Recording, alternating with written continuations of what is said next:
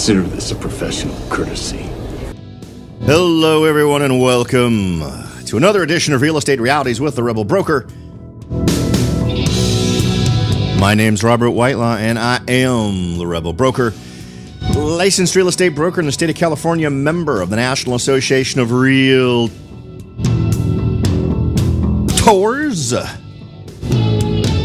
But please, don't hold that against me. Welcome back to it, folks. I hope everything is going well for all of you out there. We've got kind of an interesting subject today. We're going to kind of do a compare and contrast, right?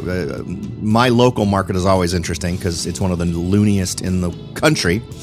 So we'll do a little comparison here, but in general, we're actually seeing some interesting trends in the market that could spell changes, right? But we're going to want to see other data. We're going to want to take the smart look, right, at the data. So we'll do that. Now, of course, before we jump in, let me remind everyone how to get in contact with me. The best way is through the website at therebelbroker.com. That is therebelbroker.com. Head on over there. From there, you can send along any ideas, suggestions, observations, or questions that you might have. Whatever might be bouncing around in your noggin, feel free to send it along. Just click contact in the menu bar, and you will find a magical, easy way to do exactly that. Now, of course, you can also join the Rebel Underground.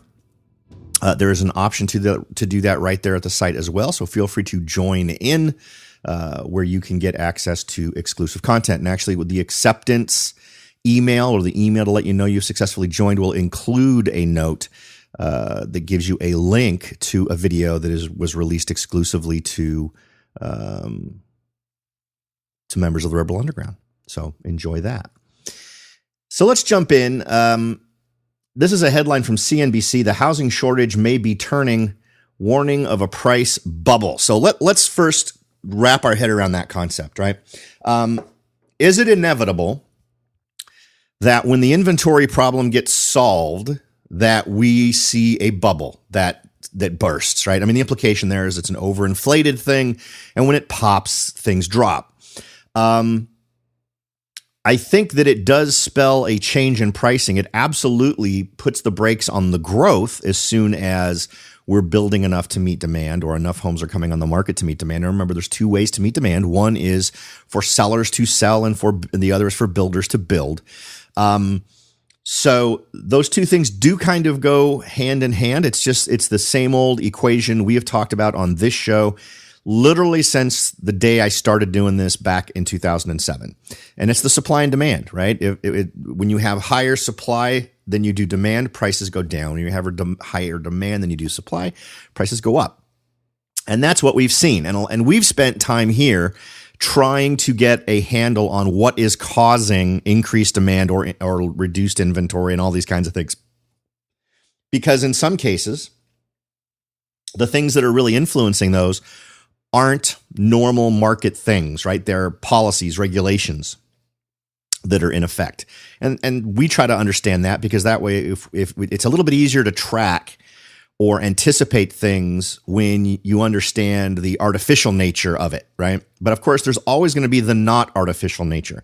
There's always going to be the part of the market, and that comes down to understanding how people react to things. Let's get a couple of pieces of data out there from this article. Their big points are the supply of homes for sale in the second quarter of 2018, which is, that's the springtime market, rose at 3 times the rate of last year, according to the folks at Trulia. So the rate of rise dramatically increased, right? And that's a good thing. However, if you look at the historical data, the supply of homes is still 5.3% below what it was 1 year ago at the same time. So the only way this becomes good news in terms of buyers, right, and in terms of reality on the street is if the number of buyers was down, right, by the same amount or more. And it's not. To my understanding of my local market, I am not seeing less demand on the part of buyers. Now, according to this article, and they state correctly that historically, quote, historically, prices lag sales by a few months, and sales have been slowing this year in most major markets. Okay, but in many of these markets, it's been simply because there hasn't been enough inventory. So they come to some bigger conclusions based on perhaps some not great data. What I am seeing is the kind of softening we've talked about before that's very much related to price banding. For those of you that are new to the show, and I don't even know if this is a thing that is already out there under some other terms, but I always just call it price banding, and that's activity based on price ranges. And here in the Morgan Hill area, we've talked about what banding is and does, and it basically means that once you hit a certain price, suddenly instead of getting your home sold in a week, it's taking you months to get your home sold. It's about a price point at which folks thin out. There's not as many people at that price point. So it's a way of understanding your market. Now, this is something you can do at every market. Now, in every market, you just need to look at the data for your market. Now, what's interesting about price banding is if you really look at it and you're looking for those trends in the historical data, sometimes you will find what I call a orphaned price band, which means you have this one price band where for whatever reason, prices are either ridiculously high or ridiculously low when compared to the price bands above and below it. It's very weird. It happens sometimes. It's not normal, but it also typically spells an opportunity for investors. Particularly if it's a dip that works in your favor, if for some reason at some price point you're seeing a big dip. Now, of course, it may simply be because there are no homes being offered at that price point. Here in the local market, you'll find there is a weird little orphaned price band below. It's not down here, but I actually saw it happen last quarter up in San Jose, where there was just this no activity price point. Well, it was just because there was no homes at that price point, right? So sometimes it can be a bizarre, buyers are defining it because of the way they're buying, or it can be defined by just not having many homes available in that price point, right? But either way, they're interesting things to spot and then figure out because it may end up revealing an interesting trend that you can exploit as an investor. Okay. According to the article, the most competitive, tightest housing market in decades may finally be loosening its grip, and that could put pressure on overheated home prices. The supply of homes for sale in the second quarter of 2018, the all-important spring market, rose at 3 times the rate of the same period in 2017, according to Trulia, a real estate listing and research company. Inventory jump was the largest quarterly improvement in 3 years and could be signaling a slight thaw in today's housing market, but it's really just a start. And that is absolutely true. So they paint a picture here that I don't think is something we can buy into just yet. If we do see that this ends up being a sustained increase in the number of homes in inventory, that would be fantastic. Now, more data that you would want out of that is where are these homes coming from, right? Are they coming from builders or are they coming from folks selling their homes? And then what is the price point on average? Is it lopsided towards the high end? Is it lopsided towards the low end? Because in my local market, everything is lopsided towards the high end. I saw an interesting ad that got the other day for, quote, affordable homes or reasonably priced homes starting from the low 1.3 millions.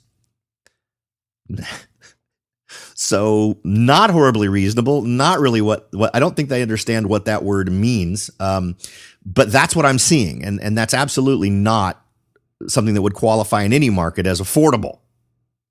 Now, of course, we talk about this all the time, but all of these numbers need to be taken in simply as a inspiration for you to take a look at your local data. Why? Because it's going to change from location to location. The supply of homes is still down 5.3% compared with the same time a year ago. We already covered that. But what's interesting is 30 of the nation's 100 largest cities, including New York, Miami, and Los Angeles, now have more supply than a year ago. So that is an important piece of data to have, right? Because one of the things we like to look out for is pivot points, right? And that's when you start to see a shifting in markets. And it's always important when you start to see these pivots happening in some of the metro areas. Haven't really seen it happening in my metro, but I've been hearing from other folks who listen to the show in various places across the country, that they've noticed what they think are pivot points within their own markets. Now, I've also the article that you'd be looking for from Trulia, if you wanted to get directly to the data that these media outlets are referring to, It's actually under the research section in Trulia. Housing inventory shows signs of life this spring.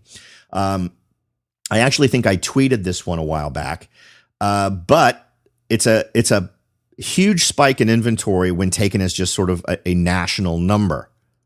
Now, some of these numbers aren't huge jumps, but they are an interesting change from what has been consistent data for a very long time. Quoting now from the Trulia article, many of the nation's most unaffordable metros, and that's an important one too, right? If we talk about some of the hottest metros, now we on this show talk about areas that we use as canaries in the coal mine. We've talked about Miami, we've talked about Phoenix, we've talked about Las Vegas, and my area. What's interesting is New York and Los Angeles, where the supply of homes edged up to 1 and 2.9% respectively year over year. So inventory was up in those two areas.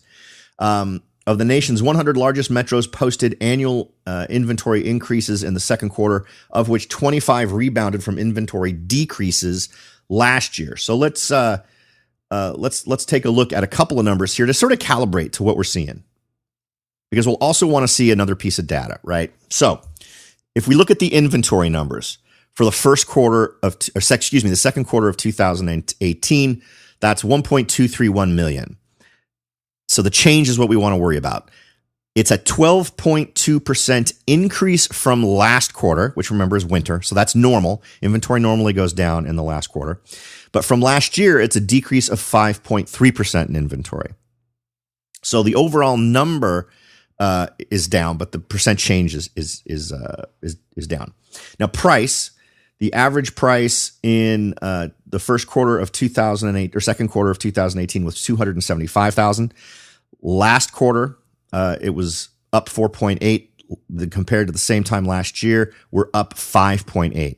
So despite a drop in inventory, we have seen a continued increase in prices. But as we mentioned earlier, the change in price tends to lag a little bit behind these changes in inventory. Now, in terms of affordability, in the second quarter of 2018, it was at 28.4%. And last quarter, it was up 1.9%, and we're up 2.2% from the same time last year. So both of those numbers increasing for the affordability. Now, let's hit a couple of interesting pieces of data here. Let's take a look at the most unaffordable metros. Let's look at, say, the top 5. Coming in at number 5 is San Jose, California, my stomping grounds. Inventory year over year change is down 3.8%. So the inventory is down 3.8%. The price right now on average for the second quarter is $1,099,000. Year over year percent change, and this number is going to blow you away, 22.2%. So 22.2% increase in prices from a year ago. The second quarter of 2018, as it relates to affordability, 54.2%, and that's an 11.2% increase. So that's bad, right? Next, number 4 on our list is Miami, Florida, with a year-over-year percent change in inventory of 3.1%. So inventory was up 3.1%. Year-over-year change in price, 3.6, so a 3.6% increase. And in terms of affordability, that increased 3%. Los Angeles, California, year-over-year price change, 2.9%. The year-over-year percent change in price was 4.6, so prices increased 4.6%. And the overall affordability was up 4.2, which is the wrong direction in terms of increasing affordability. New York, 1.1% change in inventory, 3.9% increase in price, and a 3.9% change in affordability. San Francisco, California. These last couple are interesting because we're going to chat about these. The inventory was actually down 0.8% in San Francisco.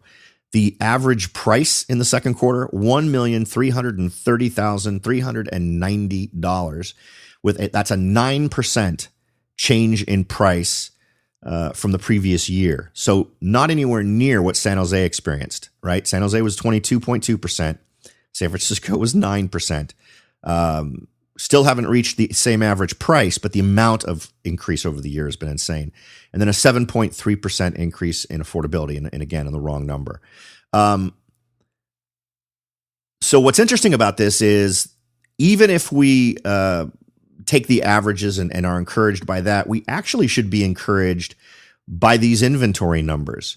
The fact that inventory was down in San Francisco, from my money now, San Francisco is not one of my markets. I do not market to do any business in San Francisco. But if I look at the numbers for there, I get the feeling that demand is actually down in San Francisco. San Francisco is doing a lot of uphill fighting in a lot of different areas, but the desirability of San Francisco has declined. So I actually think that could be an interesting turn in this particular market. Now, I don't know anything about the New York market, but I also know that we have typically seen huge inventory challenges. And for that number to be positive with a year-over-year change in inventory of 1.1%, that's encouraging. 2.9% for Los Angeles. Frankly, I'm actually surprised these numbers aren't worse. So in general, I think we can categorize this as a slowdown in some pretty major metro areas. Now, one thing I don't think I defined for us is what that affordability number is. That affordability number represents the percent of a median household's income required to purchase the home. So that's why higher is worse, right? It takes more of your income to purchase it in those situations. And in San Francisco, as we mentioned, it was at 65.9%, and that was up 7.3%. Okay. So we're going to take a quick break here. We've talked about some of the depressing areas that really haven't shown much movement, which includes my area. Morgan Hill is just south of San Jose. So whatever's going on with San Jose tends to happen in Morgan Hill. We're sort of a bedroom community for a lot of folks who live in San Jose. And while that could be an interesting warning, remember we've talked about what's the sweet spot in which you might want to sell a property you own in the San Jose, San Francisco, Silicon Valley area. We've talked about that a lot. Here's more numbers that I think nudge us towards that critical decision of, it might be time to liquidate a holding here and move it into a more lucrative market. And since we're talking about lucrative markets, we're next going to talk about some areas with the metro areas with the biggest inventory rebounds. So don't go away. We'll be right back. Are you ready to jump in and start your search for your first investment property? Maybe you've decided that it's time to own your own home, or maybe you're ready to sell your home and move on to something new. No matter what your goal is, the Rebel Broker can help. That's right. Aside from hosting this show, I am also the owner broker of Whitelaw & Sons Real Estate Services right here in Silicon Valley. With over 25 years experience serving Silicon Valley, Morgan Hill, San Martin, and Gilroy, I or one of my great agents can help you achieve your goals in real estate. So if you're ready to look into taking that next step towards achieving your real estate goals, point your browser at www.soldbyrobert.com. That's www.soldbyrobert.com and get in touch. Let me show you how I will earn your business and your respect. Again, that's www.soldbyrobert.com, or you can call me at 408-852-0525. California Bureau of Real Estate ID 00984-909. Welcome back, everyone. We're going over some interesting inventory numbers, and once we've kind of covered this other chunk of metro areas with the largest inventory growth, we're also going to then talk a little bit about what's happening with some San Francisco prices, which is interesting too. So let's go ahead and jump in. Some of these areas are areas where we've talked about considering real estate investing. Number one on the list is particularly interesting because we've not only talked about it on the show, but we've had guests on the show who have done a lot of their investing in this area, and I think really should be encouraging. So topping the list of the 10 metros with the largest inventory growth is Nashville, Tennessee, with a year-over-year percent change 52%, and that was a year-over-year percent change of, but if you compare the second quarter of 2018 to its year-over-year change, that's 52%. If you compare the second quarter of 2017 to its year-over-year percent change, it's 11.6. So inventory was down 11.6% from the previous year when we were sitting at the same time of the year in 2017. But we've had a 52% increase in the numbers in Nashville in terms of total inventory available. That is huge. That is turnaround territory. And if anybody in local markets is looking for, well, where's the pivot point? That's a pivot point. When you see numbers, double-digit numbers, those that big for the increase, and then at over 10% for the inventory direction going the other way, that is a pretty big deal. The only other piece of data I'd want if I was looking at Nashville would be what is the amount of sales? Is any of this even affecting demand? Are there simply too many folks out there for this to satisfy the demand? So you're still seeing multiple offers, but instead of seeing 10, you're seeing 2? Or has this really gone towards pulling that market back? It would absolutely reduce the high points, I think, that you'd get for properties, but I'd be interested in taking a closer look at what this is doing to Nashville properties. Next on the list is Salt Lake City, Utah, with a 48.6% year-over-year increase in the second quarter of 2018. If you look at the same time last year, so if we were sitting in 2017, looking back to a year ago in 2016, we'd be talking about a 16% decrease in inventory. So again, another big pivot. Next is Fort Worth, Texas. We've talked about Fort Worth in terms of the Dallas-Fort Worth Metroplex area being a good place to invest. We've also talked about Austin and Round Rock, just to the north of Austin.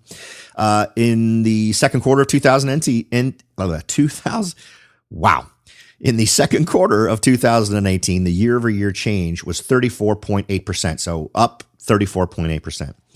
If you go back to 2017 and look at the previous year, it was down 8.9%. So in every one of these cases, we are seeing a pivot. We are changing from inventory going down to inventory going up. And it's a dramatic up, right?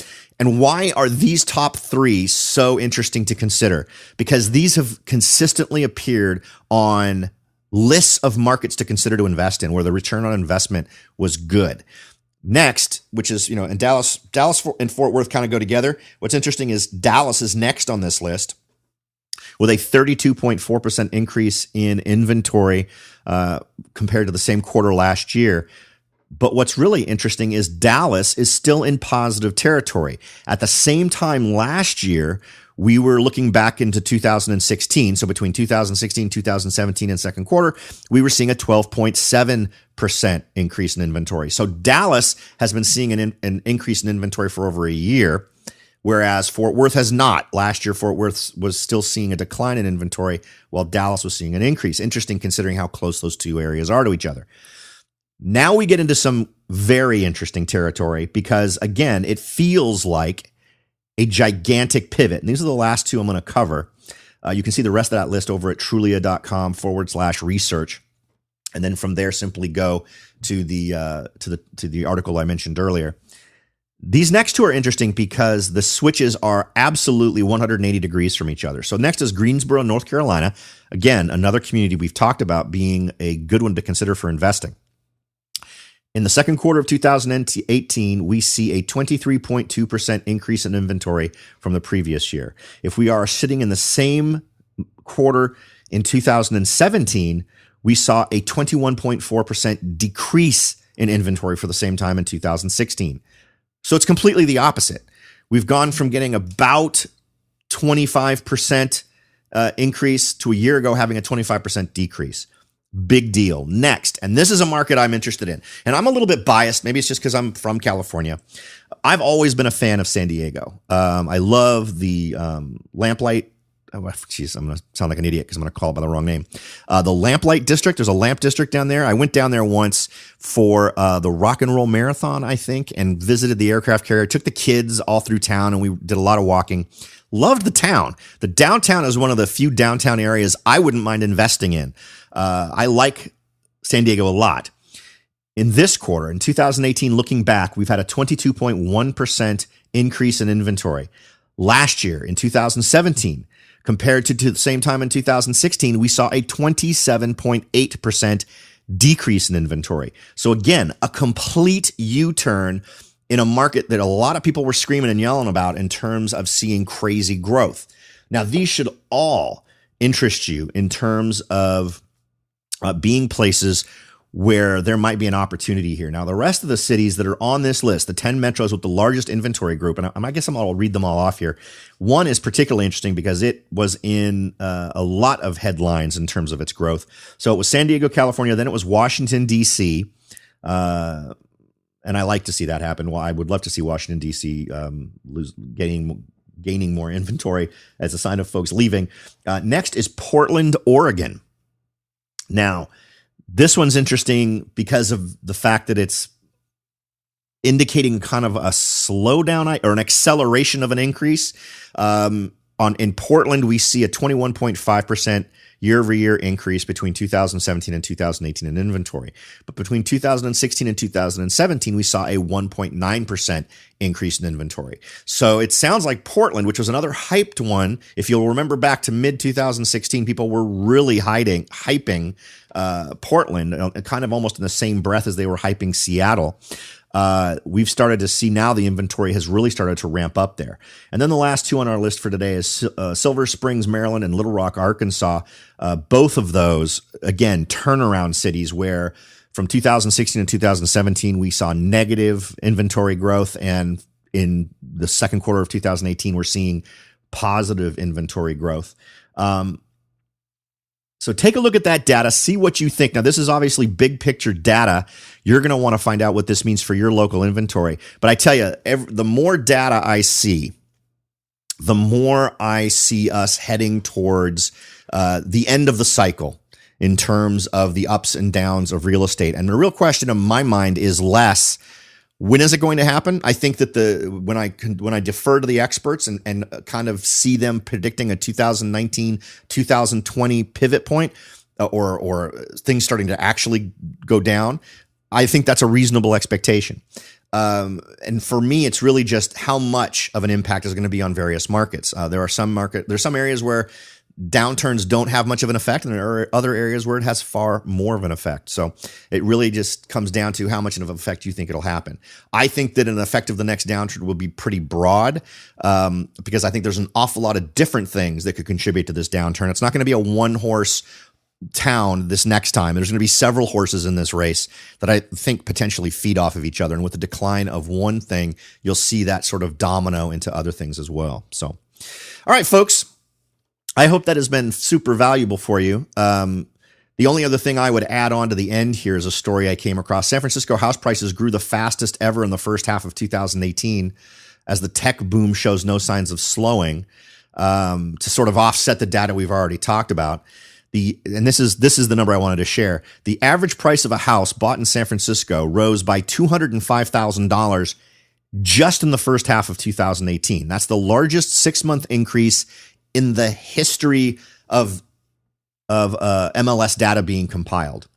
The average house in the city limits now remember, we talked about the average cost across the quarter as being what? 1.3 million, right?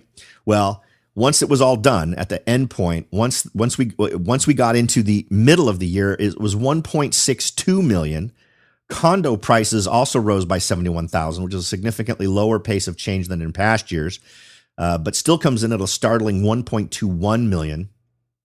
And according to this article, it's a direct outgrowth of the current tech boom in Silicon Valley, which they're saying shows no signs of slowing. We'll see how that goes. Local tech giants are doing better than ever. Apple, Alphabet, Facebook, Netflix, Salesforce, and others continue to grow their revenues, share prices, and employee numbers. Whatever slowdown investors were expecting did not happen. It's going to be super interesting to see what happens with some of these things in the local marketplace, particularly since I hear so much from people who are calling me saying their company is thinking about relocating. They're thinking about moving out of the area. So we'll see. But I wanted to sort of do a little bit of a contra indicator to some of the data we just talked about. Again, more relevant for folks outside of San Francisco, but also interesting to just see the craziness that is going on. Imagine paying $1.62 million for a home in San Francisco, and when you walk out your front door, you have a decent probability of somewhere along your walk to work or to where you park your car or where you need to get to go, you will encounter human waste on the sidewalk. I mean, how do those two things work? Anyway, I do appreciate y'all taking the time to listen to what I have to say on these subjects. And of course, the hope is that you find something valuable here. The goal is to always leave more knowledge on the table than you invest in time. Hope we've achieved that today. Thanks again for listening, and I'll talk to y'all next time.